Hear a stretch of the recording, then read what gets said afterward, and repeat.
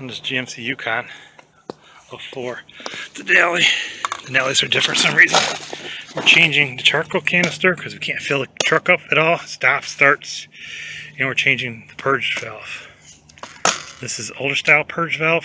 It breathes over here somehow. This is one I found in a junkyard. I know it's a newer one because it's got this, just basically a heater hose. They call it a relocation kit, so it can breathe a little farther away from the truck. You just stick this down towards the back of the truck in the frame. There's a hole in the frame you stick it through. Doesn't need to tie down.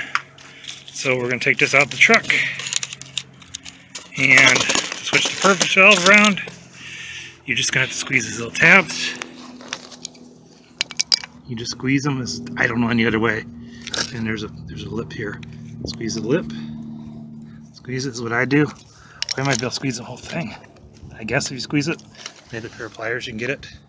So here we'll squeeze these out a little bit over the tab. Now we can twist it. We just use a screwdriver carefully. We don't want to break nothing. And then it pops off.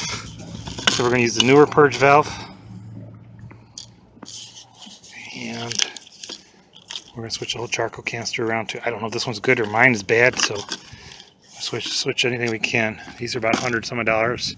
They're about $50, $80. It costs like $14 a yard.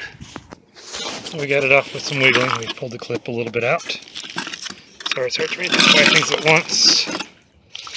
And we're going to slide the new one right over the old bracket. Hopefully it should fit. Oh, cool. There's two spots for it to fit on. And we'll get it on in just a sec. I'm going to bend the bracket a little bit, but we don't care. Now it's on. We'll take the connector off and connect it underneath the car. And they put a clip under here. Zip tie, which is fine. Oh, this is an adapter piece. Okay. So you can adapt it for the older to the newer. So this is red pieces. Okay. Now there's the old purge valve. Right underneath the axle. Here's the rear end. And they get this passenger side. There's the passenger side tires underneath holding it up. And it just should come off with those two bolts. I think they're 13 or 14. Okay, so you got the two bolts out. They're 13 to hold this charcoal canister. We squeezed the clips into the bottom here. The bottom of the clips took me 10-15 minutes to get that out. And we're getting the charcoal canister out. If we can get it. There it comes. I think this one definitely is bad because gas is coming out. You only have to take two of the lines out. The last one stays in there because it connects it to the purge valve. There she is. Now,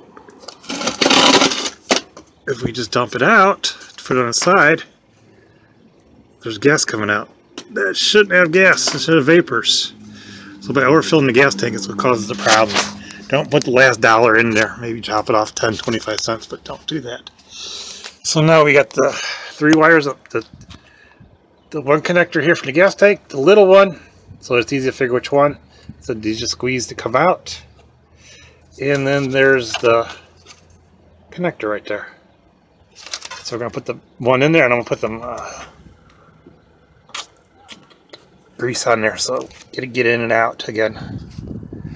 So we're going to try to get an angle.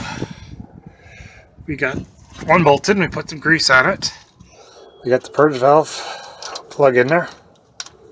We can throw it through the top too, I guess. We'll do that in a minute. Throw it over. Oh, actually, there we go. Let's throw it over the top of the relocation hose. Hopefully. Once we bolt it up, hopefully it won't be in the way of the exhaust, or we'll just run it through here, which is fine too. Definitely want to keep it away from the exhaust. Probably bend this bracket a little bit more once we're done. The relocation kit. If you look, this hose here is going on the back of the frame. That's all. Stick it back there anywhere. You see it wiggling? You can't see it wiggling. I'm going to stick it in the middle of the frame so it stays away from the dirt. That's it. And we put a little grease in the bolts. The grease in the electrical connector. And now we need to connect these hoses.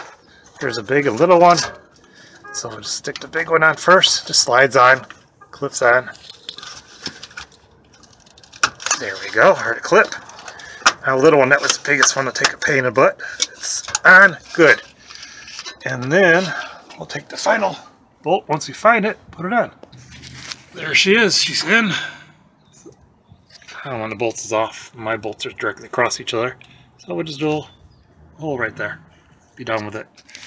And it clips under here. So hopefully you can kind of get an idea of my video. It's hard to get a wide shot when I'm on my back. This thing's barely up in the air. That's how to put it in. That's all done. Basically gonna pass through side. Yeah. There's some clips you have to take off. I guess next time I'll have to switch to bracket. The bracket's pretty rusty. And so by tipping it over, the gas coming out, I don't like it like that. So there it is, how to do it. And then not much for tools, 13mm socket, and a screwdriver to push in the clips. That's about it.